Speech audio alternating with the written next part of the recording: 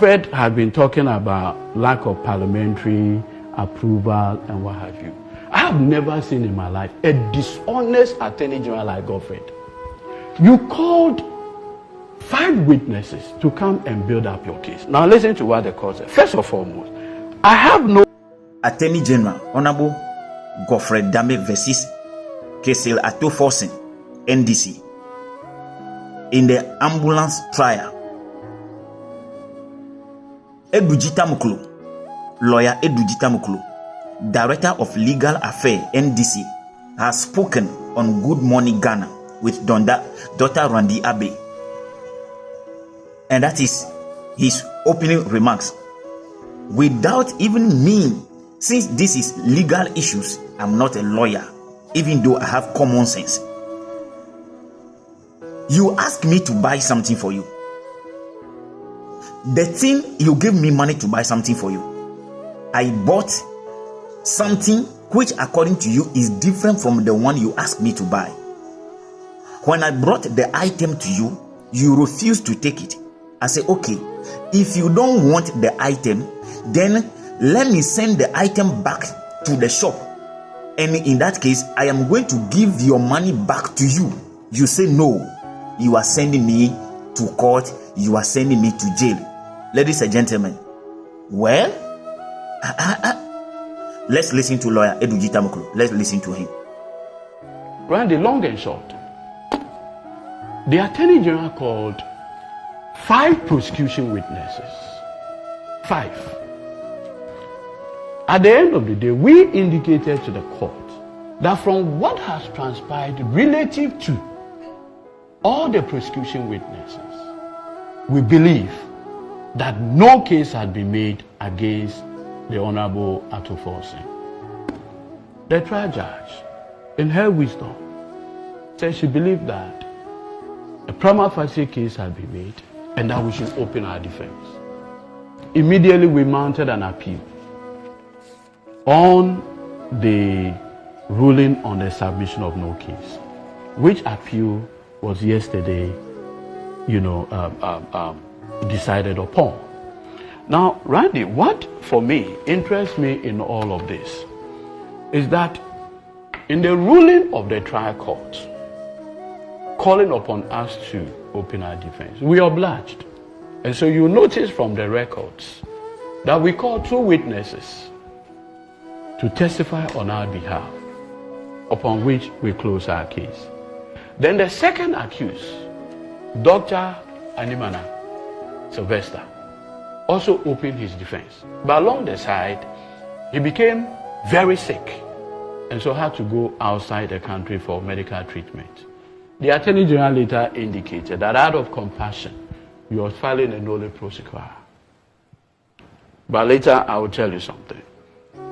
Now, when they filed the nolle prosequi, it was left with the Honorable Atoforsen and Richard Jakpa, and the rest of it is a matter of public record. So yesterday, the Court of Appeal, as you indicated, by the 2-1 majority, delivered its ruling. And Randy, I just want to read some portions of the judgment for our viewers. And those who have it, I'll refer them to go to pages 25 of the judgment. This is what the court said. I note that Mr. Markwe, he works at the Bank of Ghana, in particular said in his evidence, for whatever reason, that the first appellant instructed the Bank of Ghana to establish an LC in favor of Big C in the letter dated August 7, 20. Now, at the cross-examination of Markwe, we showed him the letter Atoforsen wrote, that he should read where Atoforsen instructed the Bank of Ghana. He then indicated on oath that it was an incorrect statement and that Atoforsen only requested. How in God's name can such a person be considered to be a credible witness? So the court, this is what the Court of Appeal, at the trial, when he was challenged on the use of the word instructed, and in my opinion, he chose to equivocate on it instead of accepting it. In my view, this was unnecessary posturing because the first appellant did not use the word instruct, but rather requested in the letter he wrote. So these are witnesses that were coached. And this Tamakloe guy works at the Bank of Ghana.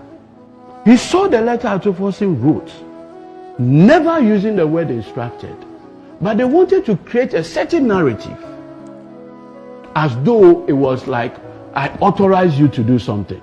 And so they needed to insert the word instruct instead of the request. You do know that when I request you to do something, you have the benefit of looking around the circumstances and deciding not to. But that would defeat their case. So they introduced the word instruct as though it's an authority. It's a command. Knowing very well that was not. So the judge said, why in God's name would you do that? Now listen to what the judge said. Mr. Tamakloe told the court that the letter of 7 was on the letterhead of the Ministry of Finance and was signed on behalf of the minister. The letter was signed on behalf of the minister. So at this point, the minister on whose behalf the letter was signed is a material witness for you. They never called Setepe. And still managed to build a case that the Honorable Atuforsen acted without authority. Whose authority? Definitely his boss. So if you are alleging that there was a lack of authority, then you needed to call him to assert that you never authorized him. But Godfrey knew that there's no way he could proceed with that assertion. So, see what the court said. Mr. Tamakloe also said that the LC is not payment, but a guarantee. Now listen to what transpired under cross-examination by my senior Dr. Bamba. So you agree with me from the explanation of the letters of credit that the letter of credit in itself is not payment, would you not? Answer, yes, my lady. But the letters of credit guarantee payment. Question, a letter of credit guarantees payment subject to certain conditions be met. Is that correct? Yes, my lady. Question, therefore, it follows that if the conditions under the letters of credit had not been met, then payment will not be made. Correct? He said, no, my lady. It is only when the conditions are met that payment will be made. Now, guess what? The people Bank of Ghana reached out to find out whether the conditions have been made were Ministry of Health officials. They gave the approval that they have inspected the shipment, the pre-shipment, the equipment, and what we call it, the letters accompany the ambulances and others, and they are satisfied. They can go ahead and do the payment. Not Atuforsen. And upon all this, he was called upon to open his defense. Defense of what? Randy, defense of what? And so the court now reasons, my lords, the evidence also establishes that the witness told the court that the first appellant was not the applicant for the LCs, but the Ministry of Health was. Again, this is what transpired when Tamakloe was further cross-examined by Dr. Aziz Bamba. Quote, take a look at Exhibit A for A1. It has a column for applicant, does it not? Yes, my lady. The applicant herein refers to the entity applying for the letters of credit, is that not? Yes, my lady. On Exhibit 1 for A1, the applicant is stated as the Ministry of Health, is that not? Yes, my lady. Upon all this, the trial judge said, Atuforsen, come and open your defense that you authorize the payment. Look, you see, Randy, no Ghanaian, I repeat, no Ghanaian should be made to go through what Atuforsen had gone through in the past almost 2 years. I say this with heavy heart because you see, when a prosecution looks like, you see, ours is to prosecute. It's not an inquisitorial system. It's adversarial. And he knows that. What it means is that at no point in time should an accused person be put in a situation as though he is guilty, but he must establish his innocence. And you say, Randy, these things that I've referenced were prosecution witnesses. Prosecution witnesses. So the court now said, the witness also told the court that the document for payment included issued LC and documents such as pre-shipment inspection certificate or label, an insurance certificate, certificate covering all risk. When the cross-examination continued, the following evidence was further elicited. Who signed Exhibit 1 for A1? Guess what? It was signed by the controller and accountant general and the deputy controller and accountant general. So you agree with me that A1 was not the applicant in Exhibit 1 for A1? Answer. I did not get the question clearly. So Dr. Bamba repeated.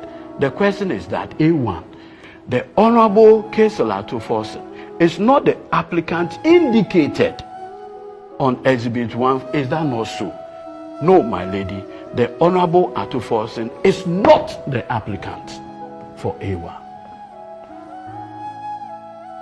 And meanwhile, the trial judge says, come and open your defense. Now, see what the court said about Kweku Ajiman Menu, the person who went and reported the case to EOC. Mr. Kweku Ajiman Menu also testified about the letters of August and this by the first appellant to request for the LC. I note that he initially said that the LC was requested without the notice of the Ministry of Health. But when he was confronted later about it under cross-examination, he accepted that his initial position was wrong.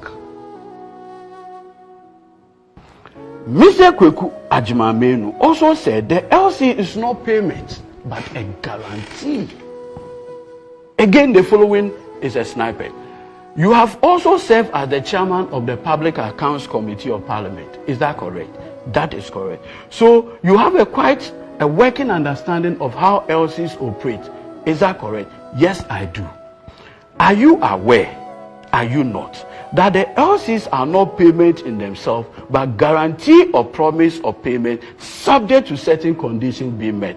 Now, guess his answer. That is so. This is Kweku Ajimamenu. So, on what basis was Godfrey Dami now asserting that it was Atuforsen who authorized the payment? On what basis? And that is why when he said he is going to the Supreme Court, I said, why is the Supreme Court going to manufacture evidence for him? This is what your own witness under cross-examination said before the court. Help me with something. So, if the case against the Honorable Atuforsen was that as deputy minister, yes, he was not authorized to sign those letters or that letter that he signed, and therefore he signed that letter, and the letter reads on behalf of the minister. What was the proof that was adduced in court to establish that indeed he did not have the consent or authorization of the minister to sign that letter? No evidence. Nobody. But is that not the case against him? Exactly. Exactly. So now you see, sometimes the judge rather said the burden is on Atuforsen. How? That an allegation is made against you that you didn't have the authority to sign. You don't have the authority of a minister. So prove that you have the authority. Is that what you're saying happened? Yes. Okay. And you say this judgment, did it speak to that? Yes, it resolved it. Okay. What did he say? The court said that under our current constitutional arrangement and the jurisprudence that we know, criminal jurisprudence, first of all, the state is mighty. And so the burden to prove all the essential elements of the offense lies with the prosecution and not the accused. And so that invitation was like asking the accused person to assist the prosecution in his own against himself. And that particular invitation offends the rule against self-incrimination. This is how the Court of Appeal resolved the matter.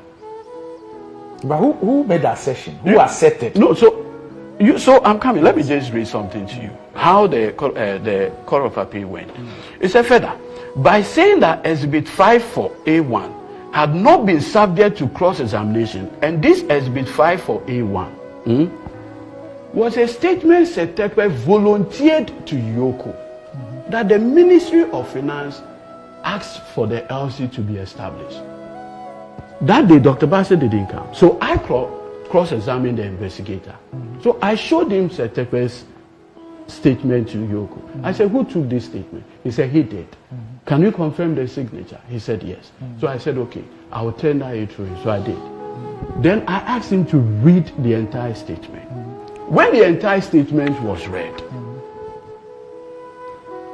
the Honorable Setekwe indicated that the Ministry of Finance asked for the LC to be upon the advice by the then Attorney General. Right? So see how the High Court went about it.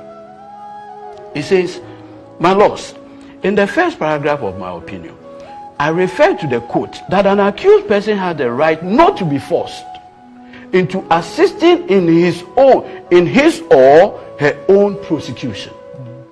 In my opinion, that protection afforded to accused person is anchored in the overarching principle against self-incrimination, which is firmly rooted in our constitutional law as a fundamental principle of justice under Article 19(2)(c) and the common law. The root of this principle is based on the presumption of innocence and the fact that the state, as the Hobbesian Leviathan, which prosecutes an accused, has more resources than the accused. In other words, until the prosecution establishes that there is a case to meet, an accused person should not be compelled to testify. It proceeds. As counsel for first appellant correctly observed in his submission, in the case at the bar, the law under which the first accused is charged does not impose a burden on him to explain whether he had an authority to act. He continued, he was not charged with a strict liability offense, but with willfully causing financial loss and misapplication of state property. It is therefore difficult to reason with the trial judge on her decision that the first appellant must testify to explain whether he had authority to act. He continued, further, by saying that Exhibit 54A1 had not been subject to the cross-examination. So after I introduced this Exhibit 54A1, the judge in her ruling then said, Setekwe has not been subjected to cross-examination. And so for that matter, she will not regard the statement the man volunteered to Yoko. That was tendered without objection. Shockingly. Now, so this is what the court said. So further, by saying that Exhibit 54A1 had not been subject to cross-examination, and that the first appellant should rather establish that he had authority to act, the learned trial judge, by implication, is saying that she had heard the prosecution witness, but she must also hear from the first accused in order to decide. I am of the view that that is tantamount to shifting the burden on the first accused to prove his innocence. It also implies that the first appellant will be found guilty if he fails to explain that he had authority to act. Randy. So, there's another portion that I just want to read. My lords, it is true that at the close of the prosecution's case, the guilt of the accused person is not supposed to be proved beyond reasonable doubt for the purpose of submission of no case. But the law requires that the prosecution must provide sufficient evidence, as per section 11 of the Evidence Act, said that the evidence should be capable of convicting the accused if he or she does not offer any explanation. If there is no evidence to support the charge laid against the accused, the court must hold that no prima facie case has been made out and that the accused is entitled to be acquitted and discharged. Like you rightly pointed out, Godfrey Adame called 5 prosecution witnesses. At no material time did any one of them say. What they rather sought to do is that Setekwe didn't say, but said the ministry authorized the establishment, requested for the establishment of the LC. If the ministry did, and you do know that the Honorable Atofosin was the deputy, in God's name, why would you say that Setekwe didn't do otherwise? Setekwe is a living being. He's alive. He's here. If you believe in your story, and it is his authority that you are denying, what do? Call him to come and assert that I never authorized. Then Atofosin will now have the responsibility of showing whose authority he acted with. Now you see, something curious happened. The letter of 7th August that the Honorable Atofosin wrote requesting the LC, he copied Setekwe. So did he sign on behalf of him? Yes. Okay. So when the investigator came, I asked him. In fact, we required my men first that this letter, is it possible for a deputy? You were once even a deputy minister. Is it possible for a letter to be written on behalf of your boss? He said it's a normal thing. So then a question was put to him. When a letter is written on behalf of your boss and he did not sanction it, would you not be subject to query? He said that should be possible. From 2014, when Atofosin wrote that letter, to the time you are testifying, has there been any record of an inquiry against him? He said, not as he knows of.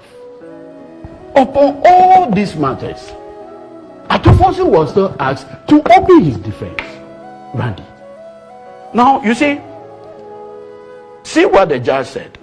My lords, as stated earlier, there is no link between the evidence heard and the element of the charge for the court to hold that a prima facie case had been made.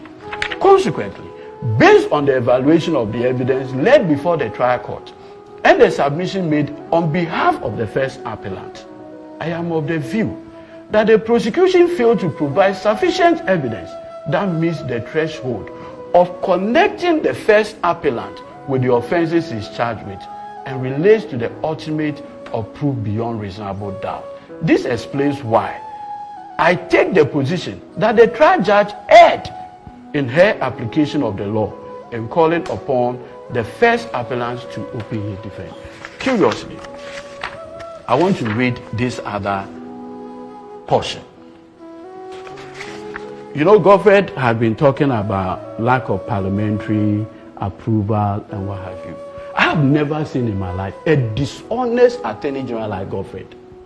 You called 5 witnesses to come and build up your case. Now listen to what the court said. First and foremost, I have no hesitation in dismissing the prosecution contention that the request for the LC was reckless and criminal because it did not receive parliamentary approval. The idea of parliamentary approval was never part of the prosecution's case, as it never found part of the particulars set out of the offense for which the first appellant was charged. With respect, it was an afterthought. Really? Yes. I will not place any weight on it.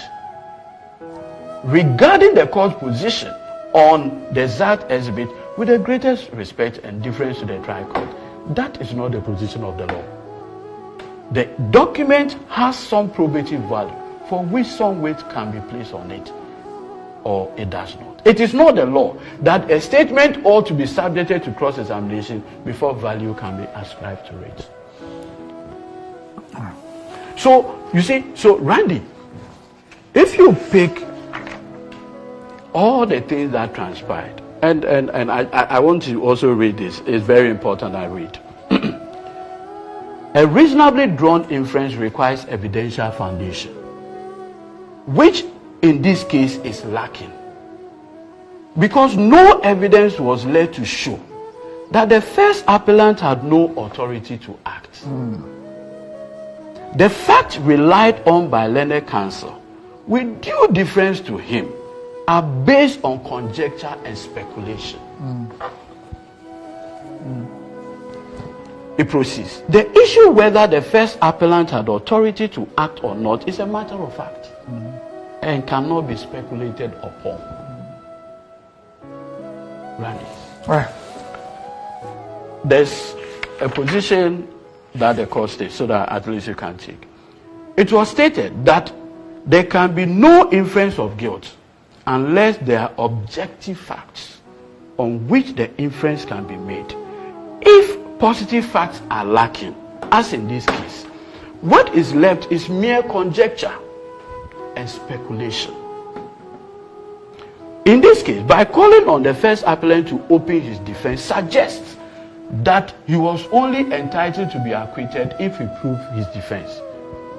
That is show that he had authority to act to the satisfaction. With respect, in my view, that was certainly wrong.